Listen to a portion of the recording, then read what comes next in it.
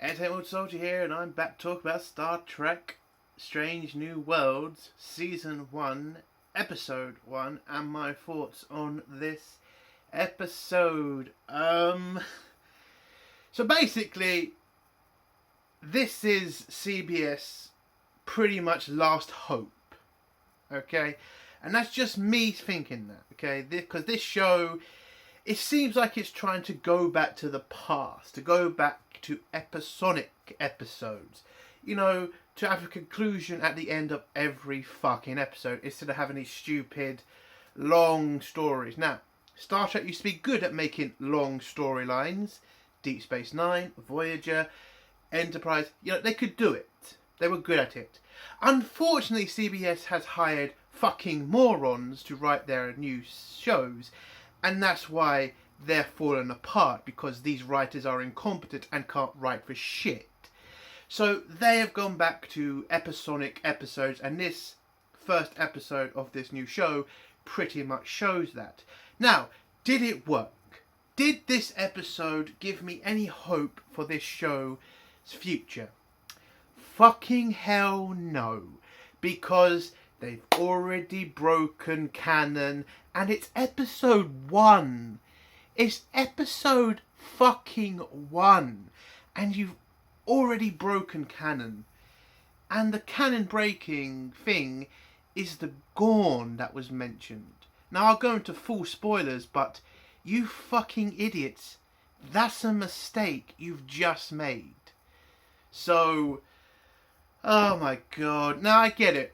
There's a lot of people who liked Pike because he was in Season 2 of Discovery.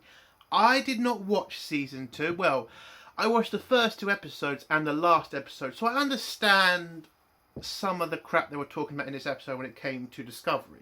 Like, well, I'll get into spoilers again. But, yes, this episode... Now, is it as bad as Picard, Discovery? Not yet. I would not say that. I would say it was an okay episode if you take out these canon-breaking mistakes and other things. It's okay, but we've been here before, okay? I've been here before. Picard started off strong in Season 2 with the whole, you know, fascist dystopia. Maybe we're going to see something good there, but no, that ended in disaster. And I think this is the same thing here. I have no hope for this show. People can say that's a bit harsh, but listen, I've been through enough of new CBS, Kurtzman Star Trek, to understand how this shit works now. The first episode is okay. Not great, okay. And then it slowly deteriorates into shit. And that's what this show is going to be. It's going to deteriorate. It's going to deteriorate probably fast. But on the whole, I did not mind some of this episode. I thought it was okay. That's all I can say right now. I thought the episode didn't feel long. There were points I liked. Pike. I like the guy who's playing Pike, okay? He seems like he understands what he is. A captain. There doesn't seem to be forced shit. It doesn't seem to be another fucking, you know, forced character on us like Burnham was. Again, it seems a lot better with Pike. Now, listen, I know it's going to go bad, and that's why I can't give more praise to this show, because I know where it's going. We all do. So, listen, the episode, not bad, but I know where we're going. So, if I was to give this episode a score, I would say 6 or 5. There were problems, massive problems. But on the whole, I think the episode's okay. That's it. That's all I can say. I think it's okay. So let's go into spoilers now. So if you don't want to hear spoilers, leave in 3, 2, 1. So the episode starts off with a ship sending a signal to a planet, and this is pretty much a first contact situation where number 1, which is Pike's second in command, what's her name? Ray. I think her second name's Ray, or not Ray. Is it Ray? Hold on. Riley, that's it. Her name's Riley. Anyway, she's on a ship trying to make first contact with this race that has apparently made a warp drive system, and now first contact is being made with them to join the Federation. And then the episode goes to Pike, who is in a house in the middle of nowhere making some pancakes for his girlfriend, who's also a captain. And he's literally still suffering from the fact he knows how he's going to die.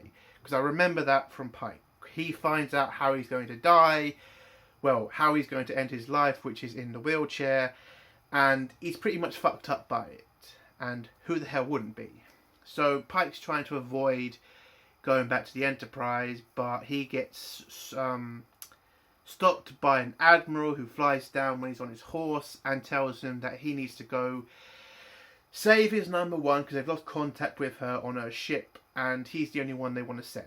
And Pike agrees and heads off to go get his number one back. At this same time, we get a scene on Vulcan, which was the dumbest scene. Well, the second dumbest scene in this episode, because the actors playing the Vulcans, Vulcans are not robots. They have never been robots, so why are you acting like they're fucking robots? This entire scene was cringe to fuck. It's terrible. Okay, we've seen Vulcans interact. Enterprise, the original series. For Christ's sake, the Next Generation. Vulcans talk normally. Yes, they have a little bit of a kind of weird tinge to them when they talk to each other, but it's not this bad as it was in this episode. Now, Spock, is a scene between Spock and his, I don't know, friend, who turns out to be a woman who then asks him to marry her. That's definitely not something to cut off, Spock's balls. I mean, again, there's a lot of problems with this Spock. I did not watch season 2 of Discovery, but I heard a lot of shit, and apparently this guy is got problems. He's special or something in the head, and that's a problem. And he has dyslexia. I have dyslexia. I don't know if that's supposed to make him like a more lovable character. Again, as a dyslexic person myself, that doesn't make me feel more, affection for Spock. Listen, I liked Spock. Okay, I loved Spock. He was the best character in the originals. The best. This guy that they have him playing, who's playing him now, I don't like him. It just does not have the same, he's just not. He's not Leonard Nimoy. He's just not. And it's a struggle to watch him as Spock, because Leonard Nimoy did such a perfect job with Spock. Just such a perfect job. And this guy, it just doesn't feel like I'm watching Spock. It feels like I'm watching a fucking Poundland version of him. So he gets proposed to by his fiancée, and he accepts. They have some kind of crappy sex scene with each other. Then Pike interrupts and tells Spock he needs to come back to the Enterprise because they've got to save number one, and he agrees. Then they have this kind of cringe fucking, argument with each other, like, how do you know I accept this, or how do you know I would like this, or, how you know I wouldn't kick up a shit about it. And it was just a boring scene. So Spock goes back to the Enterprise, Pike goes on a shuttle, heads off to the Enterprise, and then we're introduced to the rest of the crew. Well, one of the crew members. We don't really hear the name of the pilot of the ship. I mean, apparently there were trailers for this show about all these characters. I could not give a shit, okay? I couldn't. So, the new number one of this ship is called... what's her bloody name? Nuna Singh.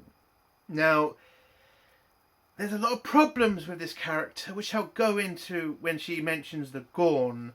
But yeah, she's the new first officer who's then going to start being the head of security, because that's what happens at the end. And Pike welcomes her to the ship. They then prepare to go to warp to meet, to find out what's happened to, Pike's original number one, and they do that. We then meet the new doctor and the nurse, and whatever. They weren't really in this episode that much, so I couldn't really care less about them. So they get to the ship that number one was on. It's also called the Archer because, again, the callbacks, they are going to continue with this show.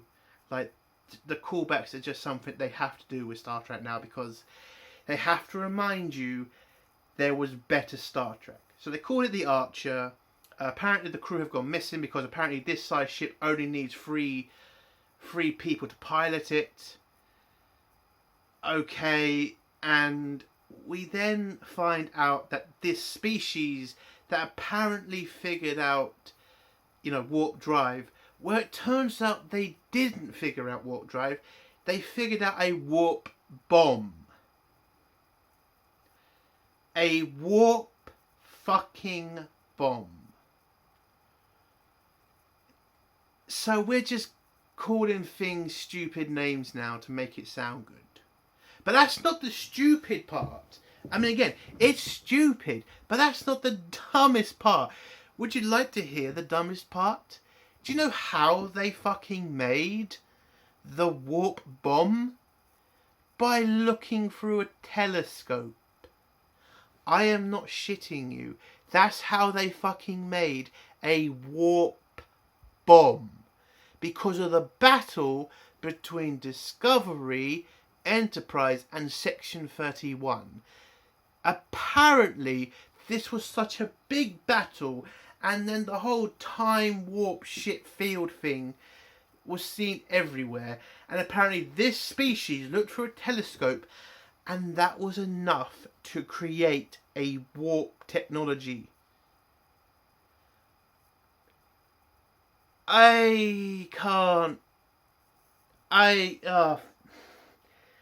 You couldn't have said a ship got blown up and just crashed on their planet. You couldn't have just done that. You're telling me this species is that smart? They just need to look through a telescope and see a ship and they can just copy your technology from that? Yeah. I hate... The writing for Star Trek is fucking... like, first graders. It has to be. Because how can... That makes no fucking sense.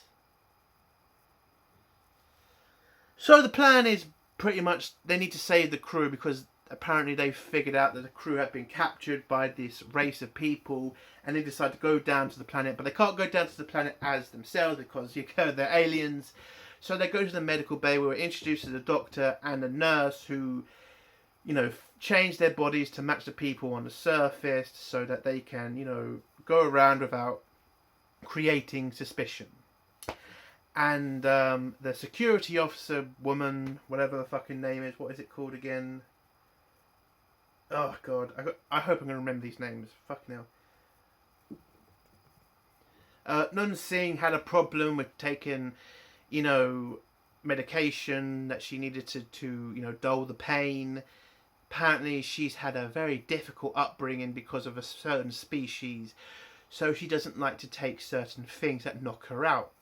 Now again, I kind of like this bit about her character because I'm the same. I tend to not like getting anaesthetic myself. If I can avoid it, I will avoid it all the way. That's why I asked the doctors today, can you operate on me when I'm fully awake? And they agree that certain times they can and certain times they can't. I recently had to go to the hospital and have something removed. I asked could I stay awake. They said you'd have to be semi-conscious and they agreed to it. So again, that part of the character I like because I'm the same way. I don't like taking medication. I don't like being knocked out. I hate that shit. So, the nurse has turned them into this species. They then beam down to the planet and, they look for the warp bomb and the crew and they find out that this species is definitely not ready to join the Federation because they're still at war with somebody, and they're pretty much 21st century humans, basically. We're all at our throats and blah blah blah blah. There was a little bit of politics in this episode as well, and it was a one-sided politics, by the way. So anybody thinking this Star Trek is going to start, to try to be a balance of left and right again, yeah. And again, some arsehole's going to say Gene Roddenberry was leftist and a progressive. Listen, Gene Roddenberry was a fucking god when it came to Star Trek. He knew how to do it without pissing off either side. He also knew how to make an argument without, going over the top with it. Gene Roddenberry is a fucking god with writing. The original series is proof of that. So don't you dare try to say that just because I don't like the progressive bullshit in this episode, I think Gene Roddenberry is a moron or anything. No, he knew how to do it. These writers are terrible at it. Anyway, so the crew managed to sneak in the base by knocking out two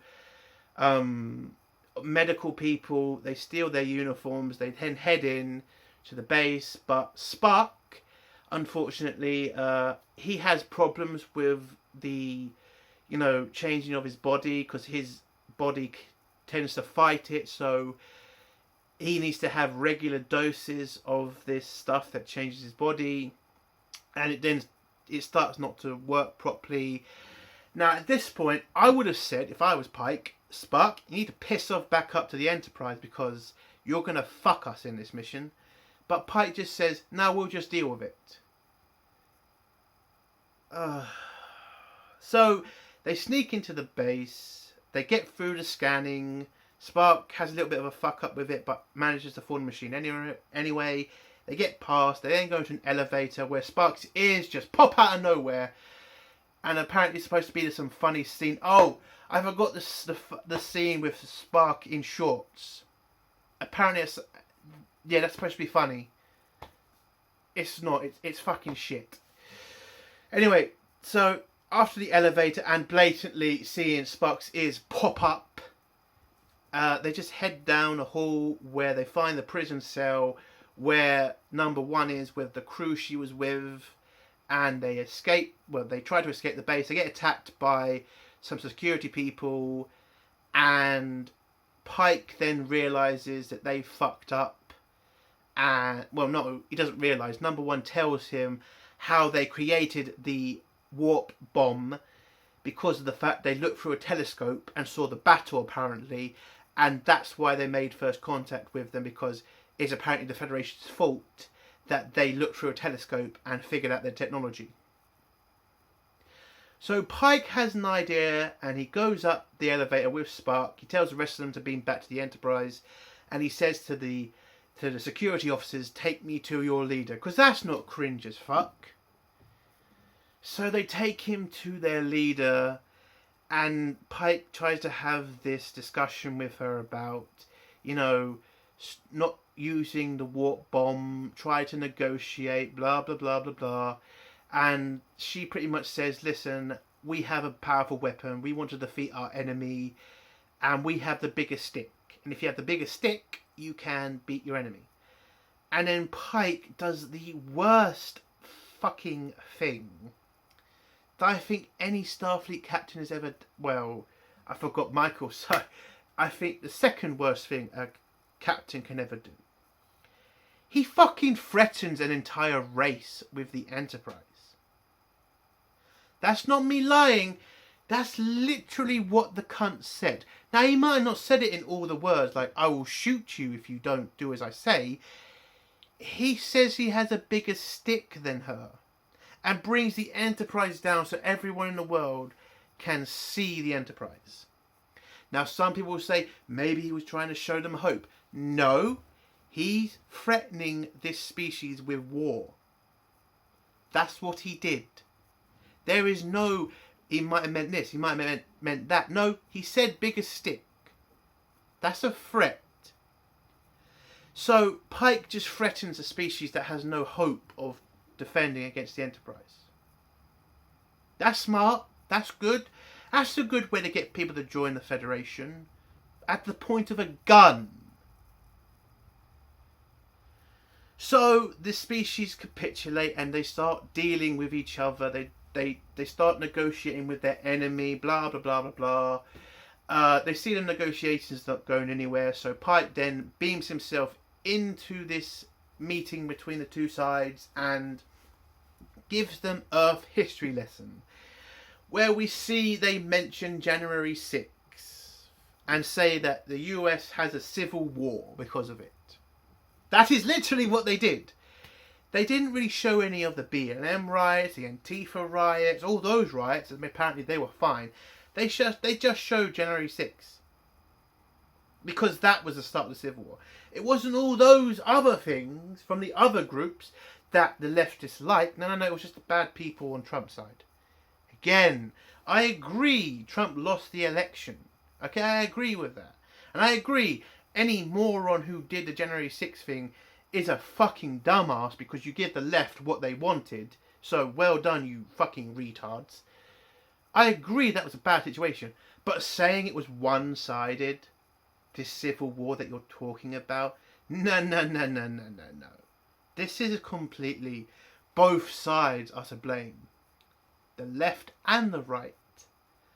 But this episode, oof, what a pile of bullshit. Anyway, so he mentions the Civil War. He then mentions the Eugenics War and the nuclear war that came afterwards. And this is pretty much enough evidence for these people to stop fighting, and they stop fighting and join the Federation apparently. And there you go. So Pike's already broken every fucking rule in the book, and apparently he gets away with it all. And they go back to Starfleet, and Starfleet pretty much say, yeah, we're fine with what you did. Who gives a shit? We can't mention any of this anyway because Discovery, and we have to keep Discovery a very, very secret. We have to keep that very secret because we can't let anybody know about Discovery because basically. And Pike then has a scene with Noona Singh, and this scene is the biggest canon breaker. She says she was, I think this was the scene, but there was a scene between her when she says, I was kidnapped by the Gorn. You gotta be fucking kidding me. The Gorn. There's a fucking episode of the original series where Kirk fights a fucking Gorn. And this is the first fucking time the species have met. So you broke canon already. First episode, you broke canon already. Now I checked the internet as well to make sure I wasn't wrong, and the internet itself said the Gorn first met the Federation with Kirk. Now I could be wrong, and I could have dates mixed up, but the internet says that's when they met. I watched the episode. Kirk didn't say they've had prior meetings. So you're breaking canon, and you've only got to episode 1. Jesus Christ. So apparently she lived with the Gorn. Well, she was kidnapped by the Gorn, and she was apparently meat on a farm. That's what the Gorn did with these people. And she managed to escape thanks to, Pike's number 1. She saved her, and now she joins Starfleet to help, and blah blah blah blah blah. And then Pike invites her to stay on the Enterprise as the head of security. She agrees, and everybody's happy. And then, Pike then says, let's go and explore the galaxy, to boldly go. The whole fucking speech that every captain has to give now because they have nothing else. And they go to warp, and then boom, the episode ends with a nice trailer of what's going to happen in the season. I think I gave it too much of a good score. I think I'm going to put it down to a 4. Yeah, it's a 4 out of 10. I don't think this show's going to stay any good. I think it's going to get worse. Again, I could be wrong about the Gorn, but I don't think I am. This show is CBS's last hope, I think. Because if this show does fail, what's next? What is next? Picard is not working. Discovery's already in the toilet. The cartoon shows are a joke. This is this has to be the final nail in Star Trek. If this show doesn't win back a lot of Star Trek fans, then CBS may cancel. And listen, some people will say that's insane. How would they do that? Why would they do that? We're not in a strong economy in the world right now. You can't waste money anymore. And companies are going to have to make cuts somewhere. And I think Star Trek may be in that range. I mean, it may be in that threatening position right now. So, I hope these writers have written a lot of fantastic stuff ahead. Because if they haven't, this might be the end of Star Trek. At least for the time being. And maybe that's the best we can hope for as Star Trek fans. To make sure that this just stops being bad. Stop getting this shit show thrown at us. But we can only hope. That's the end of my review. If you like this review, give it a like. If you dislike this review, give it a dislike. And if you like my content, do think about subscribing. How the fandom is. Long live CG. Fuck SJWs. Bye.